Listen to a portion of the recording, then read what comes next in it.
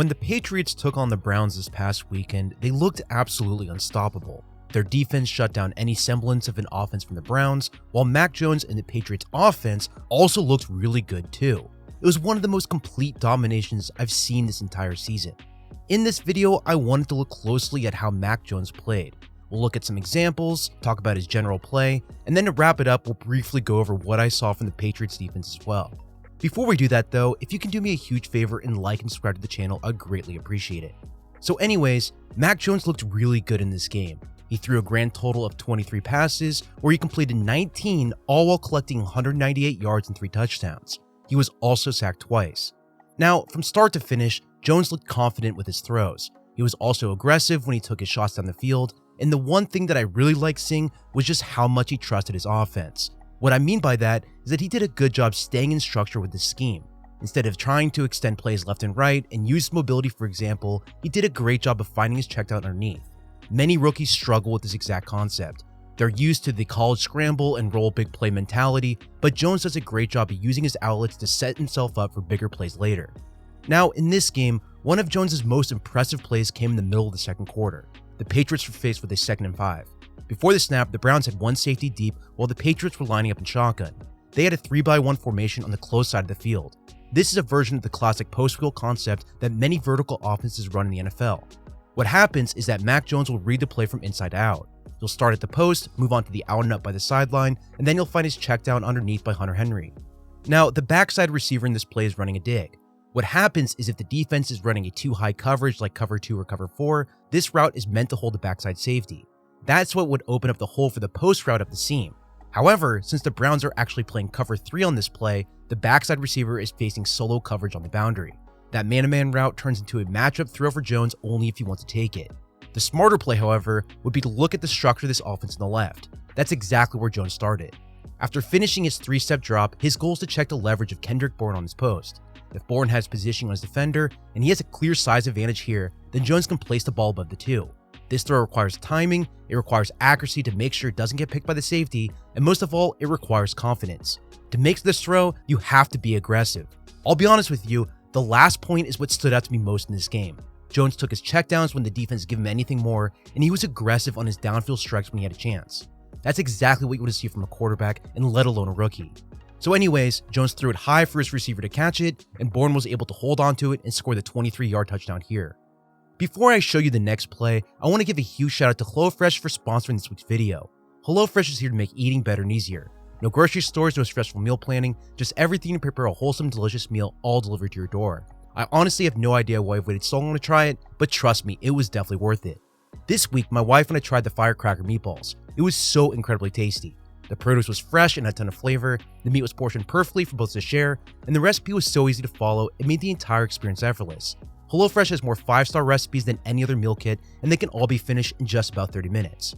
Now that we're officially in the holiday season, make sure you check out their festive add-ons too. Their marketplace features a variety of breakfasts, desserts, and seasonal snacks like Pillsbury pumpkin cookie dough. Seriously, give it a try as everything I've had was delicious and easy. For a limited time only, and if you go to hellofresh.com and use my code SAMGOLD14, you can get 14 free meals and 3 free gifts. Again, go to hellofresh.com and use my code SAMGOLD14 to get 14 free meals and 3 free gifts. So back to the breakdown, after seeing that last play, I'd say this throw in the third quarter was the other play Jones made in this game that was truly jaw-dropping. This happened on a 2nd and 5 from the Patriots' own 23-yard line. Before the snap, the Patriots motioned Hunter Henry from the right side of the formation to the left. Notice how no defenders directly trailed him across the field. This is usually a good indication that the Browns are in zone coverage. Instead, the left safety starts moving forward while the right safety starts to shift towards the center of the field. Most likely, the Browns are playing cover 3 where the safety is in the curl flat zone by the far sideline. Now, in pattern match cover 3, vertical routes will force the Browns into a more man-to-man defense. Nobody wants to be beat up the seam with the leverage, so that's why all the zones get pushed back. On this play, we have a double go-out concept by the receivers to the open side of the formation. Jones is reading the leverage of the defenders to determine who he should throw the ball to. If none of the receivers are open, then the delayed drag route at the bottom will be his check down over the middle. After the snap, the 2 go routes are carried by both safeties and the outside third cornerback deep into coverage. This put Hunter Henry into a one-on-one matchup with number 51 Mac Wilson. Unfortunately for Wilson, Henry is a really good route runner and he already has a leverage advantage. Meanwhile, you hope in this situation that the strong side hook curl linebacker will drop as well. Unfortunately, that's just not the case here. He's late in recognizing the route combination from the offense.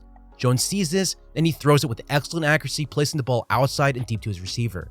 Henry extended outwards, and he brought in the pass for a 19-yard gain.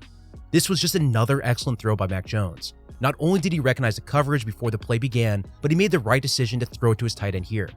Generally speaking, this game was as close to perfect as possible for Jones. I really only saw once or twice where Jones could have had a bigger play if he was willing to throw it more aggressively. For example, on the same drive as that last play I just showed, Jones opted for the check down even though the outside cornerback was in conflict here. An accurate bullet pass down the field might have worked in the situation. Now, for the record, I'm not saying that this pass would have been easy or it's something that every quarterback can make. In fact, it would have been extremely impressive if he did it. Really, the point I'm trying to make is that if I'm getting to this point in the breakdown where I'm not really seeing anything and I'm trying to nitpick it here and there, then that truly means his performance was that good. Funny enough, the Patriots ended up scoring 2 plays later, so it really didn't matter anyways. I really wish I had more for you in terms of Jones from this game, but the truth is pretty simple. He operated his scheme efficiently, he found his checkdowns when necessary, he stepped up in the pocket to make his throws, he was accurate, and above all else, he added a level of aggression that really makes me excited. Now, outside of Jones, the offense really clicked on all levels. Stevenson, for example, he ran for 5 yards per carry. Also, their screens averaged 9 yards per attempt, which is just crazy, and their offensive line was incredible too. Jones was only under pressure on 5 of his dropbacks. That's 20% of the time, which is extremely low. The average in the NFL is roughly 34% for reference, so clearly everything just went right for the Patriots. Now moving on, I mentioned at the start of this video that I wanted to briefly talk about the Patriots defense. They allowed 7 total points. They also collected 5 sacks and created an interception, but more impressively, they only allowed 3.6 yards per attempt against the pass. It was fascinating how well they played cover 2 throughout this one. They would line up with one safety deep, flashing their cover 1 robber defense, and then they would rotate their safeties, disguising what they were trying to do. On this one, Mayfield missed the rotation and threw a horrible interception to Kyle Duggar on the right sideline.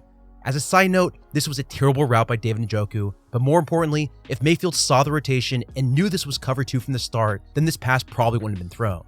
As I said earlier, this really was a one-sided game. I don't want to keep beating a dead horse, but this entire match was teaching tape for any team across the league.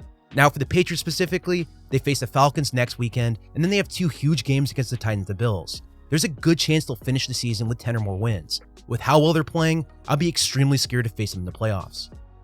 Well, that's all I have for you. I really hope you enjoyed this video.